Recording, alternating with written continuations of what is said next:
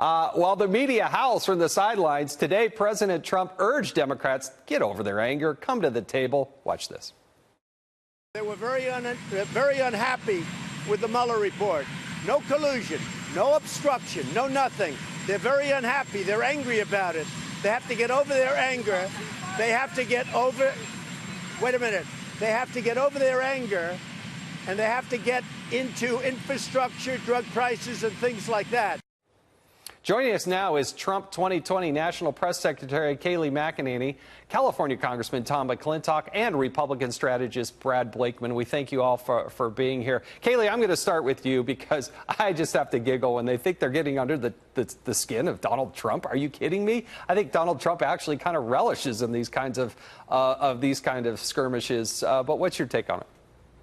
You're exactly right, Jason. It's so funny to watch that record-breaking times that someone could say under President Trump's skin. It's as if the Democratic National Committee just emailed the talking points, they all printed them out and echoed them, which is exactly likely what happened. Here it's quite the opposite, though. President Trump gets under Nancy Pelosi's skin. He gets under the Democrats' skin. Mueller got under their skin when he completely exonerated the president. They are totally triggered. That's why you hear impeachment. That's why you hear their bogus conspiracy theories. He, meanwhile, achieves at the fastest pace since Ronald Reagan, or faster than Ronald Reagan, if you read Heritage Foundation. So this president continues to succeed. He gets under Nancy Pelosi's skin. It's incredible to watch. No, and Brad, look, the Democrats are painting themselves in their corner, right? They keep doing things. I don't know how they get out of these cul-de-sacs that they put themselves in, but how are Democrats going to play this, and do you see this moving forward?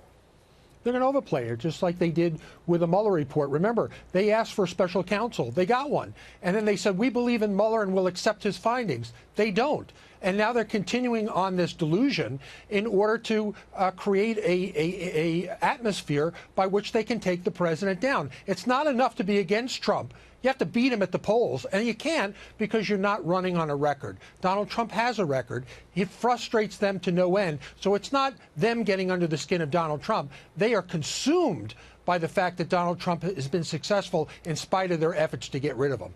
Now, Tom McClintock and I served in the Congress together. I think we were elected actually at the same time. You're braver than I am to continue to sit there in the face of it. You're also a congressman from California, so you're very familiar with Nancy Pelosi. You go on the floor of the House and try to listen to Nancy Pelosi and what she's doing. But what's your read on what is she doing, and how is it that she's taking the positions that she is? Well, I love that term, under his skin. He's the most thick-skinned politician I've ever met. He's got the skin of an armadillo, so I think they flatter themselves if they think they're getting under his skin. I think, one of two things is going on. Either this is vintage Trump dealsmanship. It reminds me of the scene from Patton where Patton's ranting and raving at the headquarters, and one of his adjutants pulls him aside and says, General, sometimes the men don't know when you're acting. And George C. Scott, playing Patton, says, it's not important that the men know. It's important that I know. So that might be what's going on. Or it may be just pure human nature. You can't amicably cooperate with somebody who's trying to destroy you at the same time. And if that's the case, then Nancy Pelosi's got a pretty simple choice. She can either have a political or a policy victory by getting together on something like infrastructure, or she can keep nursing her political grievances, but she can't do both. No, I think that's right. And Kayleigh, this is the problem, right? Nancy Pelosi has a meeting about impeachment, an impromptu meeting, then goes out and accuses the president of violating the law, and then expects to sit down with him in the next hour. I mean, I think it's human nature to do what Donald Trump did.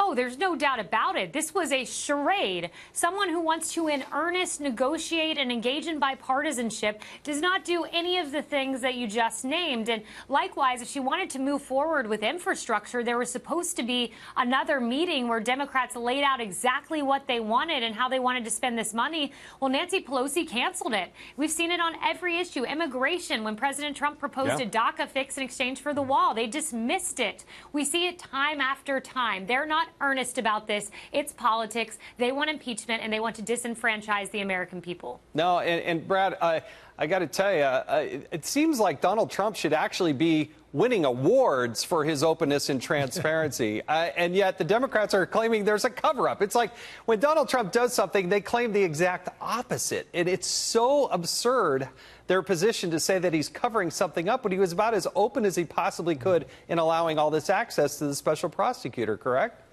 Correct. And not only that, but he instructed Attorney General Barr now to go through literally thousands of documents that are classified in order to have further transparency on how this all got started. And the Democrats are beside themselves because they never thought that the president would respond the way he did. Now we're going to find out exactly what was behind the dossier, how it was gathered, the information, and including more information about the treachery that was happening at the senior leadership of the FBI. So my caution to Democrats is be careful what you wish for. Yeah, Congressman, I've only got 30 seconds here or so, but Adam Schiff is saying that what the president did is un-American. What's your read on it? No, I think it's absolutely American. Louis Brandeis said it best. Sunlight is the best of disinfectants. It is now becoming clear that we had the embryo of a police state growing in our intelligence agencies, in our law enforcement agencies, and at the IRS. IRS preying on ordinary Americans because of their political beliefs, and the intelligence agencies and the Department of Justice at the highest levels, misusing their powers, first to intervene in our national election, and when they failed to do that, to undermine the constitutionally elected president of the United States. And we have to get to the bottom of it. Congressman McClintock, one of the great people serving our country in Washington, D.C. We thank you for the service. And Kayleigh and Brad, thank you again for joining us on this beautiful Friday night. Thank you.